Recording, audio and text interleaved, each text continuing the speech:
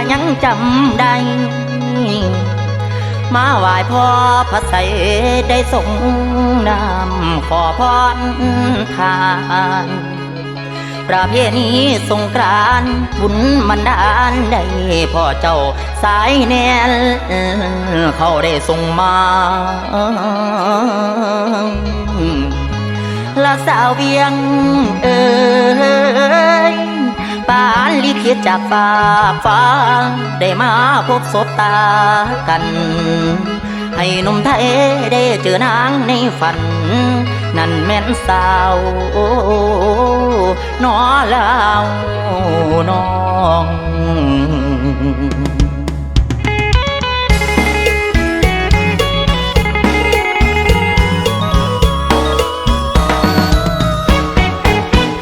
สองเฮา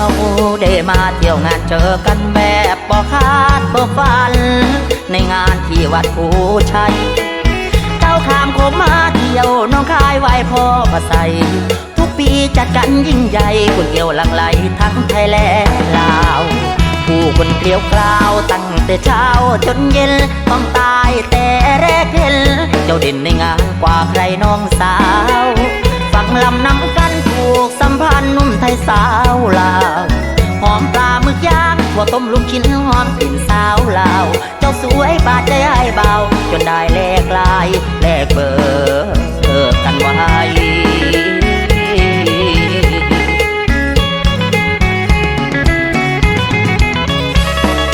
ยังจำได้เขานั่งฟังลำนำกันแจงจังปางยังจำได้เขานั่งฟังลำนำกันแจงจังปางตอนฟังลำมีเจ้าอยู่ข้างไว้ขึ้นนั่นมวลหลายน้องนัดอายพี่นาเที่ยวเวียงจันทร์ไปขอพรพระธาตุหลวงนำกันต่างสัญญาไว้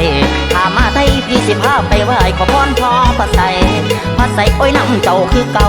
ตามสัญญาว่าสิพาน้องเขาคำชะโนดนัดหมายไปกราบไหว้ปู่ศรีสุโธญาปทุมมารังสัญญาไว้ว่าหนุ่มไทยนี่หักสาวลาวแท้คุยกันเดินฟังลำจนได้เดินทางคงบ่ได้จนแจ้งสังลาปีนี้น้องพี่บ่มาลา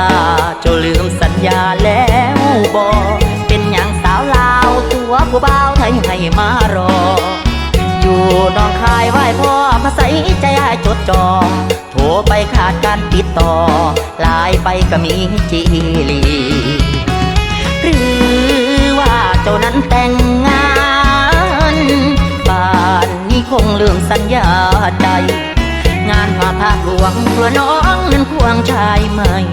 ลืมคำชะโนดนัดไว้ว่าจะพาไปกราบปู่ศรีสุโธว่าจะพาไปกราบย่าปทุมมาน้ำตาดมไทยไหลย้อยน้ำตาดมไทยไหลย้อยลมบ่อยๆซอยให้ส่งข่าวป้อนพอพระเสด็จดึงใจจองเจ้าว่าจองเจ้าสาวลาวให้แม่นอวยหันใจไว้บันเบิ่งล้ำควงเลยยาว